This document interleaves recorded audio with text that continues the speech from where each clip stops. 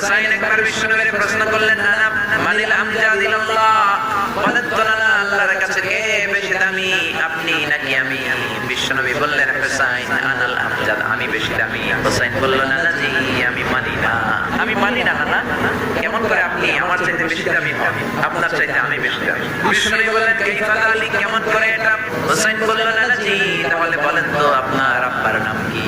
বিশ্বনবী বললেন, আমার আব্বার নাম হলো আব্দুল্লাহ। হুসাইন বলেন, নানা আপনার আব্বা আব্দুল্লাহ কি কোন নবীর মেয়ের জামাই নাকি? বলেন, আমার আব্বার নাম হলো আলী কাররামাল্লাহু ওয়াজহা।